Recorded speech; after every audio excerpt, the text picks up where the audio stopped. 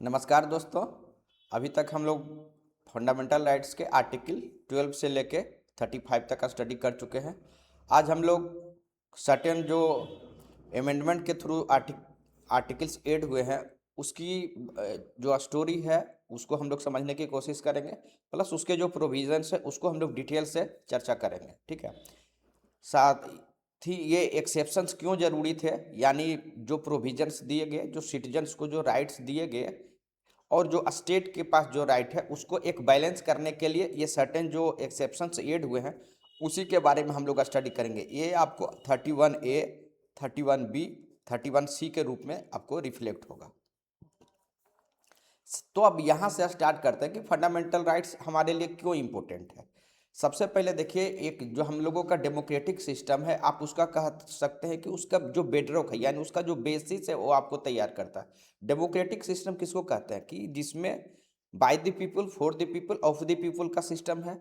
ये तभी इंश्योर हो सकेगा जो पीपल्स है, जो सिटीजन्स है, उनके पास प्रॉपर राइट्स हो और उस अगर उनके राइट्स का वायलेशन हो तो सर्टेन रिमेडियल उनके पास जो है मैकेनिज्म होना चाहिए।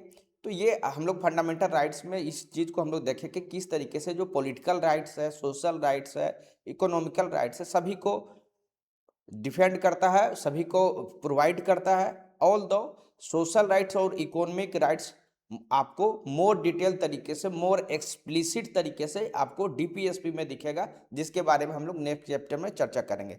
लेकिन पॉलिटिकल राइट्स को बहुत ही एक्सप्लिसिटली तरीके से आपको फंडामेंटल राइट्स जो है आपको प्रोवाइड करता है। ठीक है। उसी तरीके से जो इंडिविजुअल लिबर्टी है, हम लोग स्टडी किए कि किस तरीके से राइट टू फ्रीडम है, हम लोग जो है इसको डिटेल से आर्टिकल्स में चर्चा किए हैं। हम लोग रूल ऑफ लॉ आर्टिकल जो 14 हम लोग स्टडी किए थे, हम लोग देखे थे कि किस तरीके से इक्वलिटी बिफोर लॉ है, इक्वल प्रोटेक्शन ऑफ लॉ है।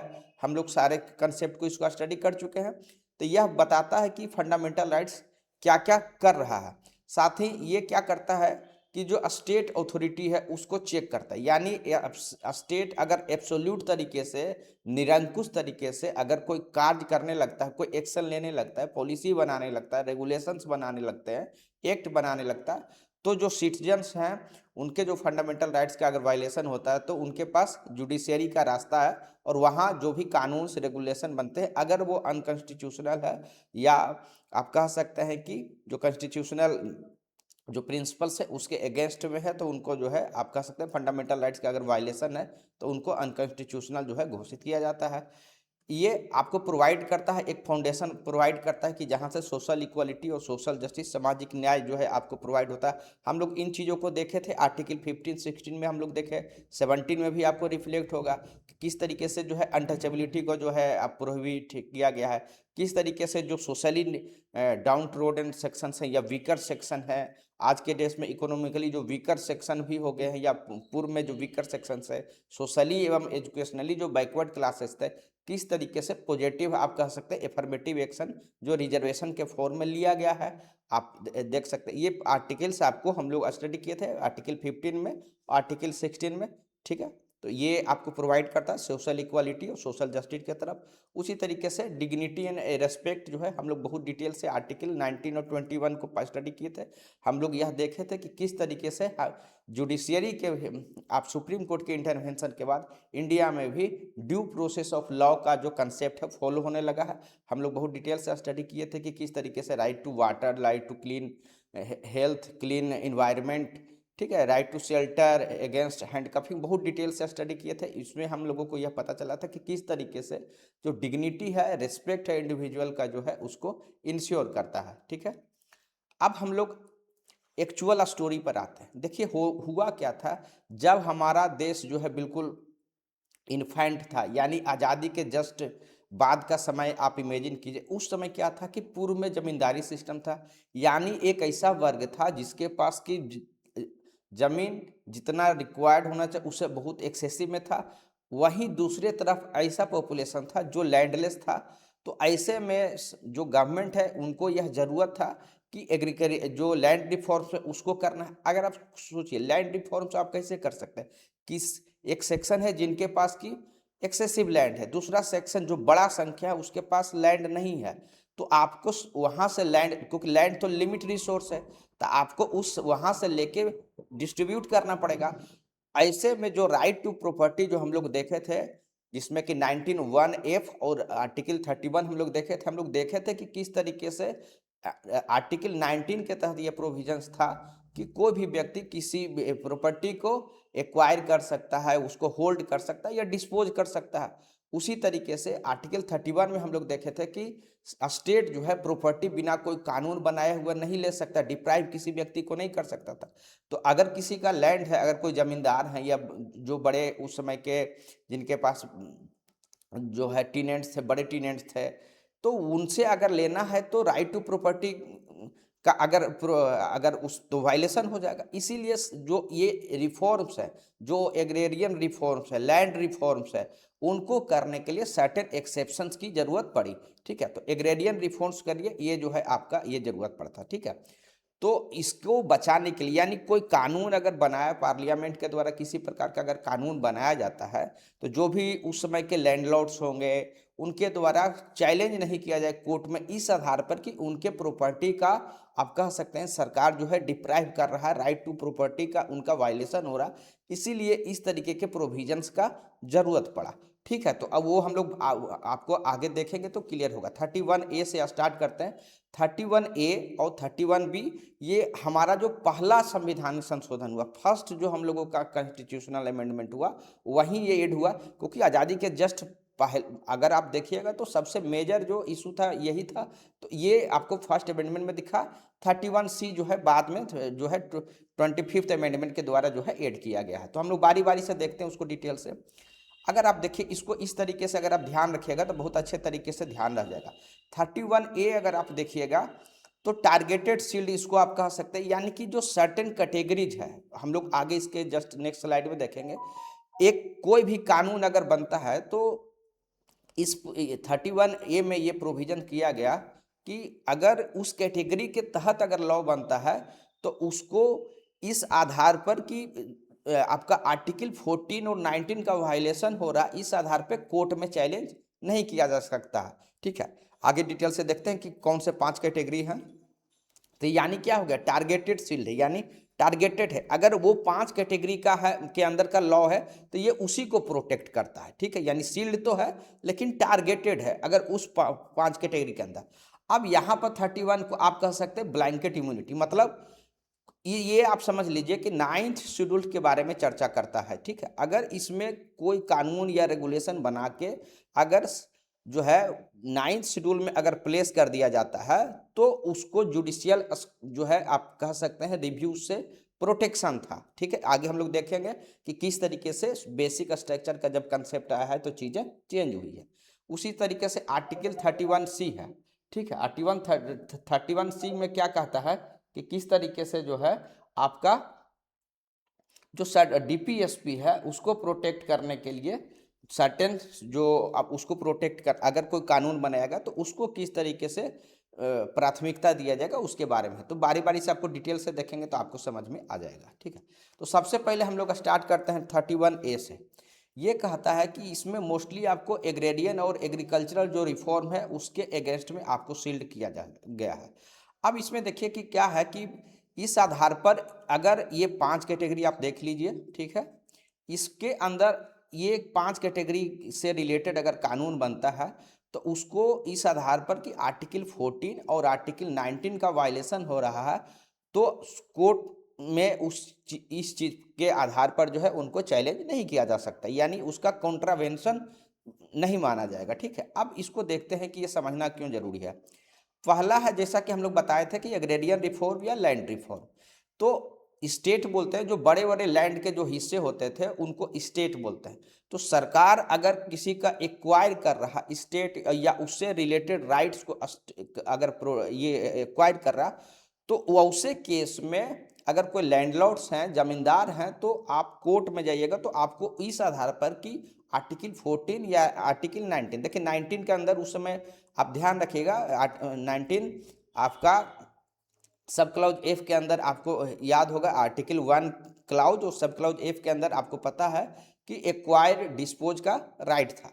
तो उस आधार पर या राइट टू इक्वालिटी के आधार पर इक्वालिटी आप समझ सकते हैं कि सभी व्यक्ति समान है तो मेरा जो है प्रॉपर्टी क्यों लिया जाएगा। आर्टिकल 19 में कह सकते थे कि प्रॉपर्टी तो हमको होल्ड करने का, जो मेरे पास संपत्ति है उसको होल्ड करने का अधिकार है, तो अब मेरे फंडामेंटल राइट्स का वायलेशन है। इसीलिए इसको एक्सेप्शंस में जो है 31 के तहत रखा गया कि जो स्टेट यानी जो बड़े बड़े लैंडलॉर्ड्स के पास जो बड़े बड़े जमीन थे उनको अगर एक्वायर करेगा तो इस आधार पे जो है कोर्ट में इसका कॉन्ट्रावेंशन आपका नहीं माना जाएगा, ठीक है।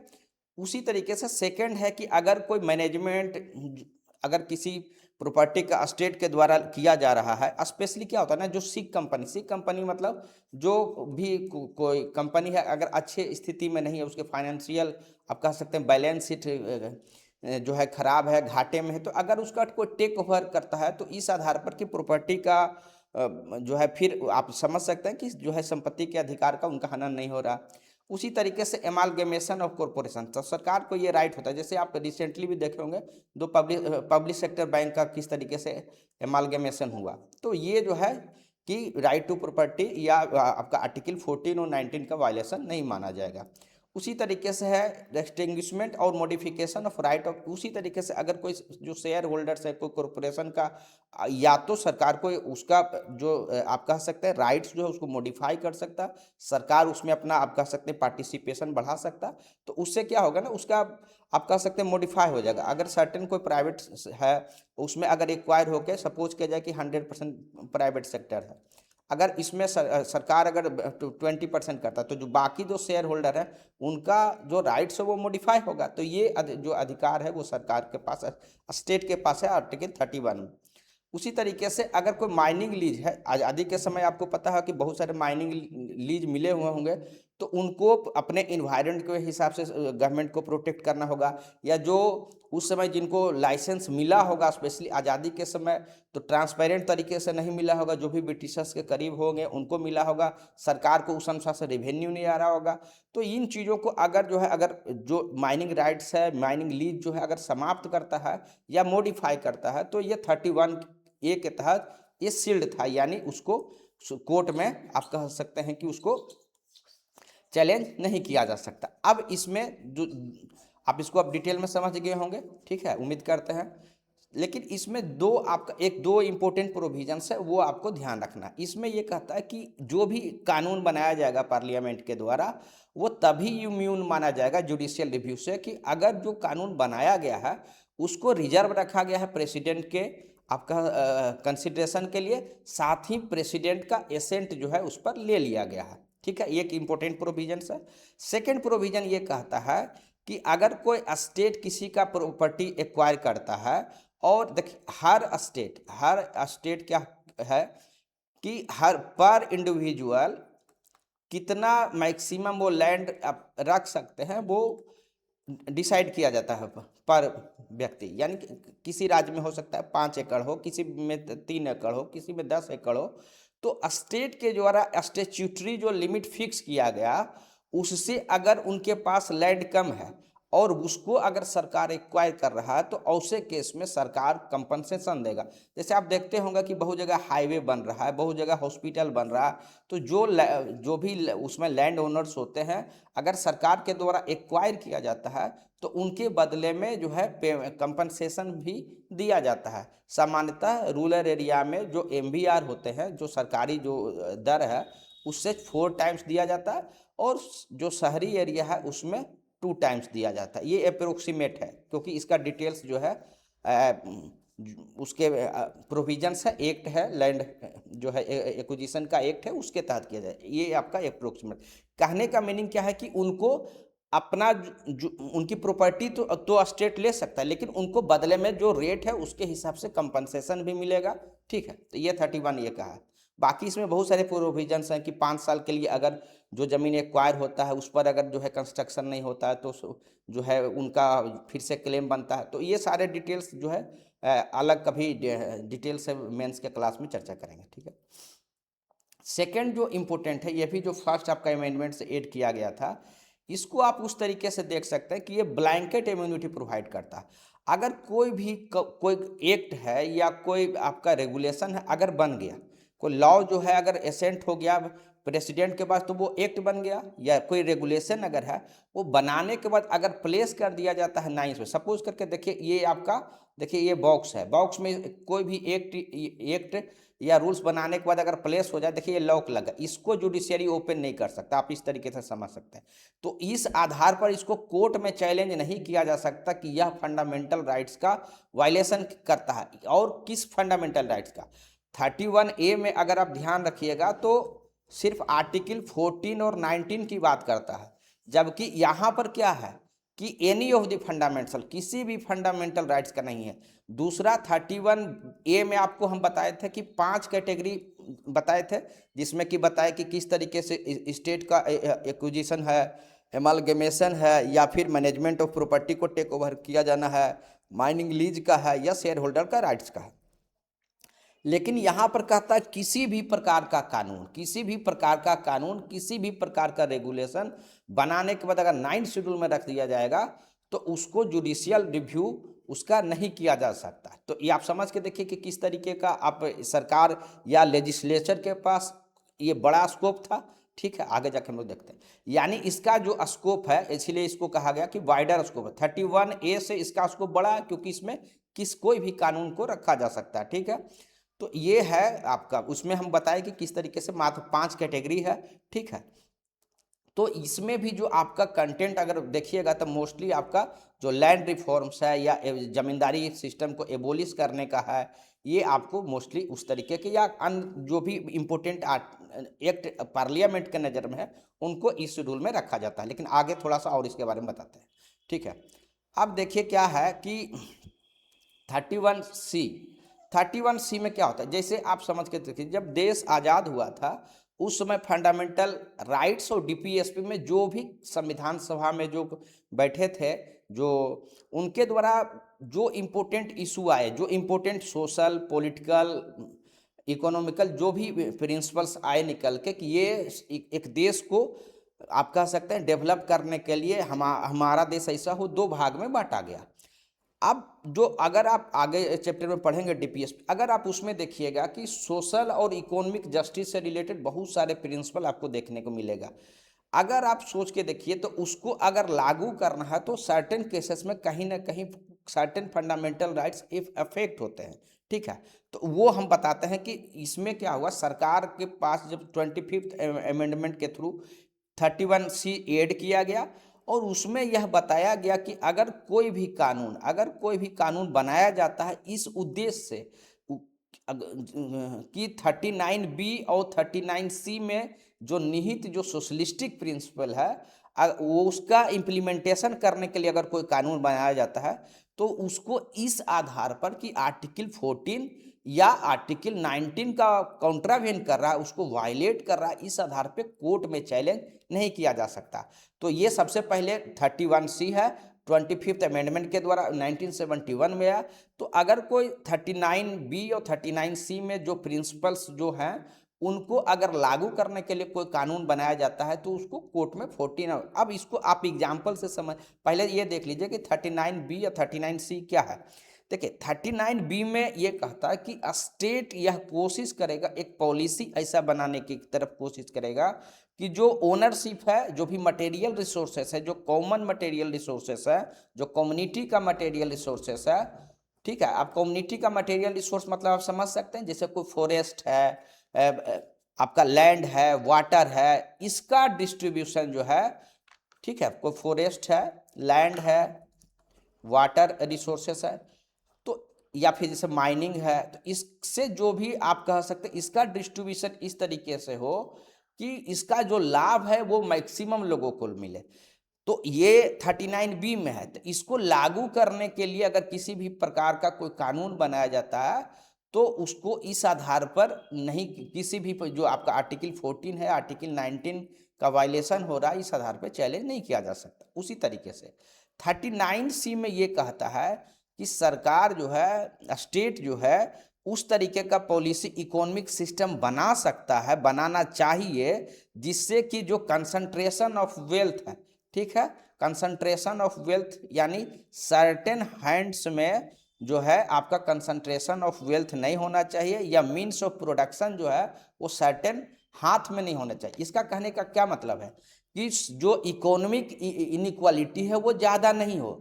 जैसे ऐसा नहीं होना चाहिए कि देश का जितना रिसोर्स है मात्र 2% लोगों के हाथ में हो 90%, अब बाकी जो 98% पॉपुलेशन है उसके पास बहुत सीमित मात्रा में रिसोर्स हो। तो कंसंट्रेशन ऑफ वेल्थ को रोकने के लिए अगर किसी प्रकार का कोई कानून बनाया जाता है तो उस आधार पे जो है आप उस चीज़ का नहीं, कोर्ट में नहीं जा सकते कि मेरे जो है आर्टिकल 14 या 19 का वायलेशन हो रहा है। जैसे और एग्जांपल से देखेंगे तो और आपको क्लियर होगा। तो जैसे आप हम लोग चर्चा किए 39B, उसी तरीके से 39C को किस तरीके का आपको सरकार क्या कहता है। जैसे आप देखते होंगे कि बना हुआ है कंपटीशन एक्ट, यानी सरकार उस तरीके का पॉलिसी करता है कि अगर कोई कंपनी मोनोपोली कर रहा है तो उसके खिलाफ में एक्शन लिया जा सकता है, ठीक है। तो वो कंपटीशन एक्ट आप पढ़ते हैं, ठीक है। तो सरकार उस आधार पर कोई कंपनी, या आर्टिकल 14 सपोज किया जाए कि टैक्सेशन ही आप देखिए, आप देखिएगा कि जो 12 लाख से अधिक किनका अर्निंग है तो 30% लगता है उनको इनकम टैक्स। उसी तरीके से उनसे जो कम है तो 20%, फिर 10%। तो यह नहीं कर सकते कि राइट टू इक्वालिटी का ये वायलेशन है। तो इसमें स्टेट ऐसा क्यों कर पा रहा, क्योंकि ये हमारे डीपीएसपी का है। इसको लागू करने के लिए जो भी इनकम टैक्स के जो कानून बनाए गए वो इस आधार पर कि हम कंसंट्रेशन ऑफ वेल्थ नहीं हो, तो इसीलिए ऐसे जो कानून होते हैं वो अपहेल्ड हो जाते हैं, ठीक है। तो ये पहला प्रोविजंस जो है आपका 31C का ये है। साथ ही इसी में एक और प्रोविजंस किया गया था, उसमें ये कहा गया था कि जो कानून जो बनाया जाएगा उसको कोर्ट में किसी भी तरीके से चैलेंज ही नहीं किया जा सकता अगर इस पॉलिसी को लागू करने के लिए। अब ये देखिए 1971 की बात था, उसी बीच में आपको 1973 में आपको पता है कि केशवानंद भारती केस का जो है फेमस जजमेंट आया, जिसमें कि यह बताया गया कि जुडिशियल रिव्यू बेसिक स्ट्रक्चर है। तो सुप्रीम कोर्ट ने इस जजमेंट में क्या किया, बोला कि आप जो यह कह रहे हैं कि 39B और C को लागू में जो सोशलिस्टिक प्रिंसिपल है उसको लागू करने के लिए कोई कानून बनाएंगे तो उसका वायलेशन नहीं माना जाएगा, ये बात तो ठीक है। लेकिन जो आप यह कह रहे हैं कि कोर्ट में ये इसको जो है जुडिशियल रिव्यू से बाहर करेगा, ये गलत है। तो सेकेंड पार्ट को जो है स्ट्राइक डाउन कर दिया गया। तो वर्तमान स्थिति फिर क्या बच गई कि अगर 39B और 39C को अगर सोशलिस्टिक जो प्रिंसिपल्स हैं उसको लागू करने के लिए अगर कोई कानून बनाया जाएगा तो 14 और आर्टिकल 19 का वायलेशन नहीं माना जाएगा, ठीक है। अब देखिए थोड़ा सा और इसमें स्टोरी होता है कि 42nd अमेंडमेंट में सरकार फिर अमेंडमेंट लेके आया, 42nd अमेंडमेंट, ठीक है ना। ये 1976 का बात है, आप देख रहे हैं ये लगभग इमरजेंसी के समय का पीरियड है। इसमें ये कहता है कि अगर कोई कानून बनाया जाता है तो डीपीएसपी में कोई भी जो प्रिंसिपल्स है अगर लागू करने के लिए अगर हम लोग ये कोई कानून बनाते हैं तब उसको आर्टिकल 14 और 19 का वायलेशन नहीं माना जाएगा। ऑल दो फिर क्या होता है, फिर मैटर जो है आपका मिनर्वा मिल केस में जाता है और इसमें जो है इस पार्ट को जो है अनकॉन्स्टिट्यूशनल कर दिया जाता है। तो 42nd अमेंडमेंट जो है पार्लियामेंट के द्वारा किया जाता है। अब मिनर्वा मिल केस जो 1980 में हुआ उसको अनकॉन्स्टिट्यूशनल घोषित कर दिया, जो 42वें संशोधन के द्वारा पार्लियामेंट के द्वारा इसका स्कोप कह सकते हैं बढ़ाने का कोशिश हुआ था। यहाँ पर क्या था कि आप 39B था, 39C था, ठीक है। यहाँ पर क्या था कि कोई भी डीपीएसपी यानी डीपीएसपी के तहत जितने भी प्रिंसिपल्स हैं जितना भी है अगर उसको लागू करने के लिए कोई भी कानून बनाएंगे तो वो आर्टिकल 14 और 19 का वायलेशन नहीं माना जाएगा। लेकिन इस प्रोविजन को अनकॉन्स्टिट्यूशनल घोषित कर दिया गया मिनर्वा मिल केस में। इसके बाद से यानी वर्तमान स्थिति क्या है, ये अभी भी वही है जैसा हम लोग चर्चा की कि 39B या 39C तक सीमित है। अब हम लोग नेक्स्ट देखते हैं 24 अप्रैल 1973 वह फेमस डेट है जिस दिन बेसिक स्ट्रक्चर का आपका कंसेप्ट आता है। ये जो है ये केस है Keshavananda Bharati versus state of Kerala. इसमें यह बताया गया था कि पार्लियामेंट को यह पावर तो है कि आप अमेंड कर सकते हैं कॉन्स्टिट्यूशन को, लेकिन जो बेसिक स्ट्रक्चर है उसको आप चेंज नहीं कर सकते हैं। तो कोर्ट यहाँ पर बहुत एक्सप्लिसिट तरीके से बहुत ओपन तरीके से बोला था कि जो जुडिशियल रिव्यू है यानी वो बेसिक स्ट्रक्चर है और इसको जो है किसी भी तरीके से जो है अब लिया नहीं जा सकता, नहीं टेकन अवे नहीं किया जा सकता, इवन की बाय प्लेसिंग 9 शेड्यूल, ठीक है। अब इसमें क्या होता है, थोड़ा सा और आगे जाके देखिएगा, 9 शेड्यूल को इशू धीरे धीरे जाके अनफोल्ड हुआ है। पहले केशवानंद भारती में ये बात बोला गया, अब किस डेट के पहले का कानून जो है को 9 शेड्यूल में रख दिया जाएगा, तो किसको रिव्यू करेगा, ये आपका धीरे धीरे क्लियर होता है। आपका बमन राव वाले केस में यह बताया जाता है कि 24 अप्रैल अगर जो है 1973 के बाद का अगर कोई कानून है तो उसको जो है वो डेट फिक्स होता है कि इस डेट के बाद का कानून, ठीक है। उसके बाद आयर कोहले केस में तो कंप्लीटली इस बात को कह दिया कि जुडिशियल जो रिव्यू है, किसी भी प्रकार का कोई भी प्रकार का अगर आप कानून बनाते हैं तो उससे बाहर नहीं है। तो यानी आप कह सकते हैं 9th शेड्यूल में अगर आज के डेट में कोई रख भी दिया जाएगा तो उसको जुडिशियरी के समक्ष यानी सुप्रीम कोर्ट में उसको चैलेंज किया जा सकता है। और ये कहता है, इसमें फिर से बताया गया कि जो 24 अप्रैल 1973 के बाद जितना भी कानून बना है, क्योंकि इसी डेट को डिसाइड हुआ कि जो जुडिशियल रिव्यू है वो बेसिक स्ट्रक्चर है, यानी इसके बाद जितना भी कानून बना है उसको जुडिशियरी रिव्यू कर सकता है। साथ ही यह बताया कि जो रिव्यू होगा वो सिर्फ 14 और 19 पर नहीं, 14, 15, 19, 21 या बेसिक स्ट्रक्चर किसी भी प्रकार का अगर वायलेशन होगा तो उसको जो है आप कह सकते हैं कि अनकॉन्स्टिट्यूशनल या स्ट्रक डाउन जो है सुप्रीम कोर्ट के द्वारा किया जा सकता है। तो 3 केस याद रखिएगा, ठीक है। आपको वहां से स्टोरी पूरा अच्छे से याद रखना है। 31C कब आया था, तो 25th अमेंडमेंट के द्वारा आया, ठीक है। उसके बाद जो है फिर केशवानंद भारती केस आ गया 1973 में, ये 1971 का बात है। अब सरकार के द्वारा पुनः कोशिश किया गया कि इसको स्कोप बढ़ाया दिया जाए। ये कैसे कोशिश होता है, 42nd अमेंडमेंट के द्वारा जो आपका 1976 का बात है। फिर इस चीज़ को जो है मिनर्वा मिल केस में जो है अनकॉन्स्टिट्यूशनल जो प्रयास किया गया बढ़ाने का स्कोप, उसको आप कह सकते हैं कि अनकॉन्स्टिट्यूशनल जो है घोषित कर दिया गया। तो ये वर्तमान स्थिति ये जो था वो बना हुआ रहा। तो ये चीज़ को बाकी हम लोग 9 शेड्यूल के बारे में भी आपको ध्यान रखना है कि केशवानंद भारती केस में फर्स्ट टाइम जुडिशियल रिव्यू बना। उसके बाद सेकेंड जो है बमन राव के केस में वो डेट बताया जाता है, फिर से रिएटेट किया जाता है। और आईआर कोहलो केस में जो फेमस केस है उसमें सारा चीज़ बता दिया जाता है कि कोई भी कानून जो है वो ब्लैंकेट इम्यूनिटी नहीं हो सकता। 24 अप्रैल 1973 के बाद जो भी कानून बनेगा उसको जो है चैलेंज किया जाएगा, जुडिशियल रिव्यू के लिए वो ओपन है। साथ ही सिर्फ 14, 19 नहीं, 14, 15, 19, 21 सारे आधार पर जो है उसका स्क्रूटनी होगा, ठीक है। अब देखते हैं लास्ट में जस्ट मेंस के हिसाब से कुछ सर्टेन पॉइंट्स है जिसको तेजी से हम लोग करेंगे। इसमें यह कहा जाता है कि फंडामेंटल राइट्स का अगर जो है आप क्रिटिसिज्म जो उठता है उसमें एक है एक्सेसिव लिमिटेशन। इसमें यह कहा जाता है कि आप जब स्टडी किए तो हम लोग देखें कि रीजनेबल रिस्ट्रिक्शंस लगाए गए हैं। तो जो क्रिटिक्स हैं उनके द्वारा ये कहा जाता है कि एक हाथ से तो जो है पावर दिया गया है, दूसरे हाथ से ले लिया गया है। एक जो है जसपत राय कपूर करके एक जो है स्कॉलर हुए, उनके द्वारा तो ये कहा गया कि इसका नाम जो है ये होना चाहिए लिमिटेशन ऑफ जो फंडामेंटल राइट, ना कि जो है फंडामेंटल राइट्स। यानी वो जो लिमिटेशन रखा गया उसको उस तरीके से देखते हैं, यानी ये क्रिटिक्स का कहना।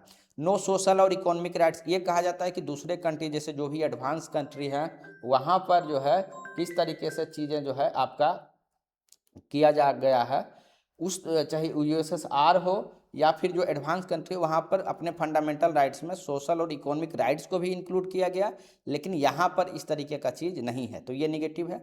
उसी तरीके से ये कहा गया कि बहुत सारे जो टर्म है जैसे कि पब्लिक ऑर्डर है या फिर आप देख सकते हैं माइनॉरिटी है, रीजनेबल रिस्ट्रिक्शन क्या होगा, पब्लिक इंटरेस्ट क्या होगा, ये डिफाइंड नहीं है। तो आप कह सकते हैं कि ये वेग है। और इसी सब कारणों के कारण ये कहा गया, जो आइवर जेनिंग्स जो है फेमस जो आपका स्कॉलर है, उनके द्वारा ये कहा गया कि यह जो संविधान है पैराडाइज फॉर लॉयर्स यानी वकीलों के लिए स्वर्ग है, उसको वो इंटरप्रिटेशन अपने हिसाब से करवा सकते हैं कोर्ट में, ठीक है।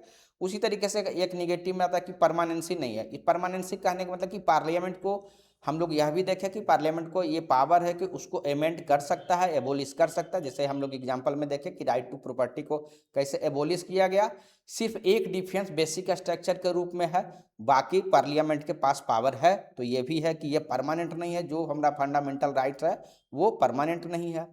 उसके बाद है कि अगर किसी प्रकार का इमरजेंसी आता है तो उस समय भी आर्टिकल 20 और 21 को छोड़ के सारे जो फंडामेंटल राइट्स है वो सस्पेंशन उनका किया जा सकता है। तो ये भी एक निगेटिव में से है। साथ ही कहता है कि हमारा अगर फंडामेंटल राइट्स का वायलेशन होता है तो सुप्रीम कोर्ट या इवन हाई कोर्ट तक जो जस्टिस कह सकते हैं प्राप्त करने का जो प्रोसेस है बहुत ही कॉम्प्लेक्स है, बहुत ही आप कह सकते हैं कि कॉस्टली है। तो ये कॉमन व्यक्ति के लिए ये रिमेडी बहुत ही एक्सपेंसिव है, ठीक है। उसी तरीके से कहा गया जो प्रिवेंटिव डिटेंशन है ये किसी डेमोक्रेटिक कंट्री के लिए आप कह सकते हैं सुटेबल नहीं है, और स्टेट को ये जो है अनलिमिटेड जो है साथ ही आर्बिट्ररी पावर भी प्रोवाइड करता है, ठीक है। तो ये निगेटिव्स जो है कुछ चीज़ें कही गई है, ठीक है। ये फाइनली हम लोग थोड़ा सा देख लें, इसको हम लोग चर्चा किए कि किस तरीके से बेडरॉक ऑफ डेमोक्रेटिक सिस्टम है। ये भी हम लोग चर्चा किए कि किस तरीके से सोशल इक्वालिटी और सोशल जस्टिस को प्रोवाइड करता है, सोशल फैब्रिक जो है इसको मजबूत करता है, और इंडिविजुअल लिबर्टी हम लोग आर्टिकल 1920 सब देख चुके हैं। रूल ऑफ लॉ ये भी हम लोग लास्ट फर्स्ट स्लाइड में चर्चा किए, और माइनॉरिटी को भी जो इंटरेस्ट है चाहे वो कल्चरल हो या फिर आपका अब एजुकेशनल इंटरेस्ट हो, दोनों इंटरेस्ट को प्रोटेक्ट करता है। माइनॉरिटी में दोनों आता है, रिलीजियस हो या आपका लिंग्विस्टिक हो, तो सारे लोगों के लिए ये पॉजिटिविटी फंडामेंटल राइट्स ये करता है। अब हम लोग कुछ अदर कॉन्स्टिट्यूशनल राइट्स जो कि प्रोवाइड होता है वो भी आप थोड़ा देख लीजिए, कभी कभी इन चारों में से भी प्रीलिम्स में क्वेश्चन आता है।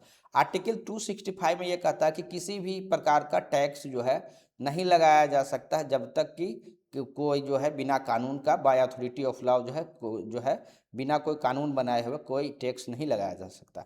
उसी तरीके से 300A में ये कहा गया कि आप कोई भी प्रॉपर्टी किससे डिप्राइव तब तक नहीं किया जा सकता जब तक कि कोई जो है कानून बना के ऑथोराइज नहीं किया जाता।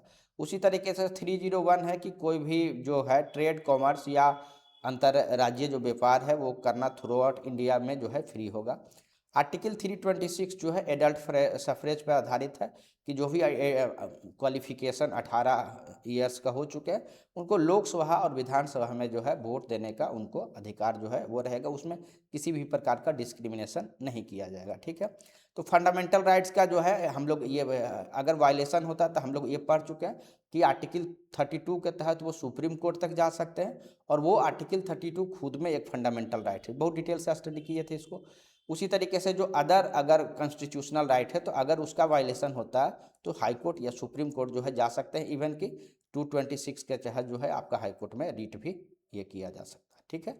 अब हम लोग देखते हैं थोड़ा सा कि जो राइट टू प्रॉपर्टी में दो जो डिफरेंस है ये हम लोग फिर से एक बार देख लेते हैं, ठीक है, कि किस तरीके से हम लोगों का राइट टू प्रॉपर्टी तो एबोलिश कर दिया गया जो, लेकिन अभी भी फंडामेंटल राइट्स के सर्टेन जो प्रोविजंस हैं कहाँ कहाँ पर प्रोटेक्टेड है वो देख लीजिए।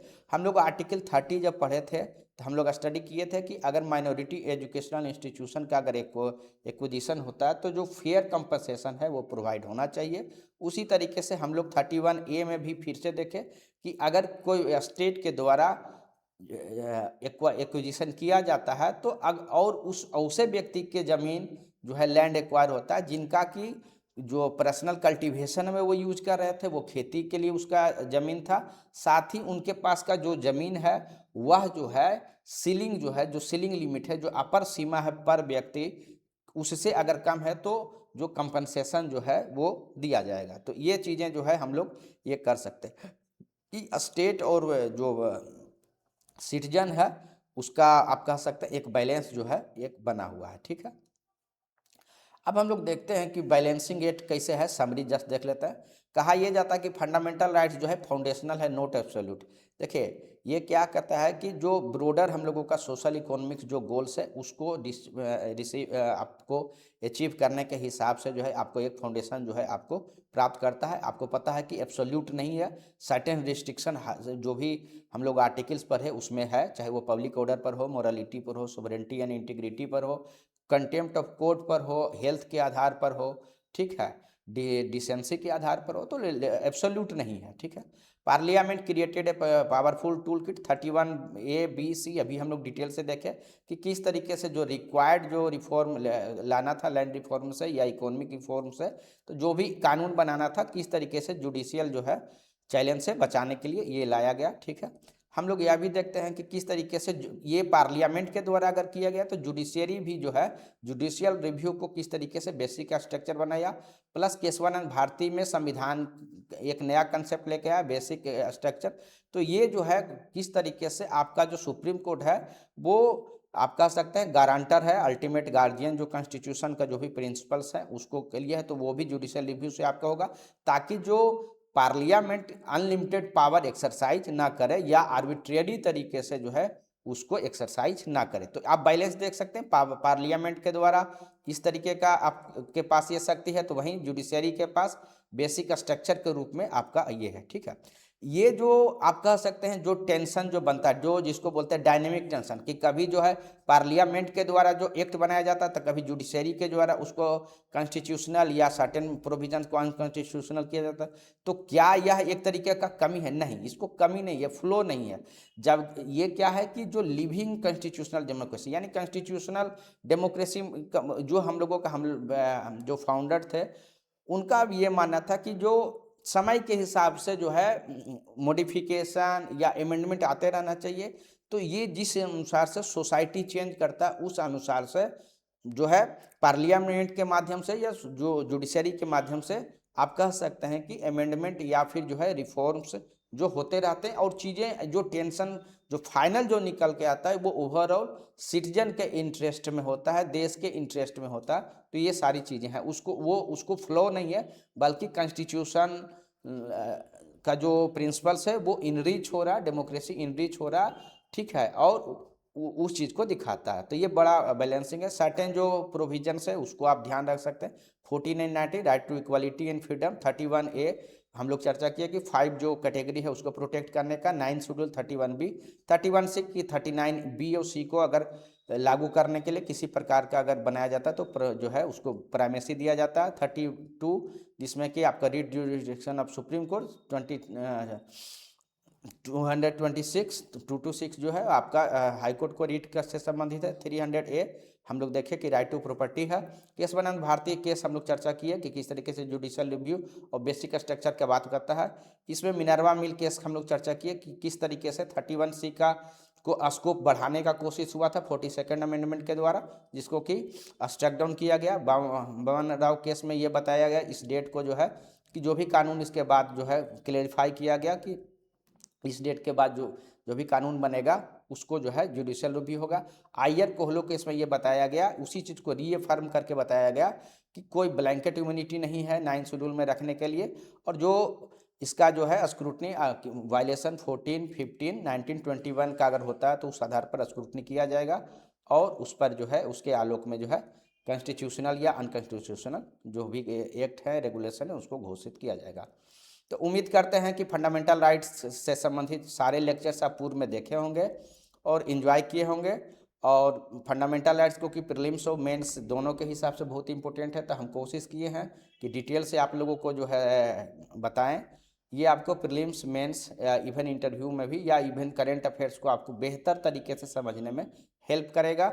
आने वाले लेक्चर्स में जो फंडामेंटल राइट्स से संबंधित जितने क्वेश्चंस प्रीवियस ईयर्स का आए हैं वो हम आपके सामने सोल्व करेंगे, तब आप इस लेक्चर का यूटिलिटी आपको समझ में आएगा कि अगर आप लेक्चर को बढ़िया से अगर आप एक बार सुन लेंगे तो आपका प्रीवियस ईयर्स का क्वेश्चंस 90% केसेस में जो है आपका नहीं मिस होगा। कुछ अगर नए क्वेश्चंस पूछे जाते हैं तो वो उसके बारे में तो कोई गारंटी ना हम दे सकते हैं ना कोई दे सकता है। तो ये मेरा कोशिश है कि आप लोगों को किसी भी प्रकार का क्वेश्चन नहीं छूटे फंडामेंटल राइट से। ठीक है, तो थैंक यू वेरी मच। हम लोग जल्द ही नेक्स्ट लेक्चर के साथ आपके पास फिर से आएंगे।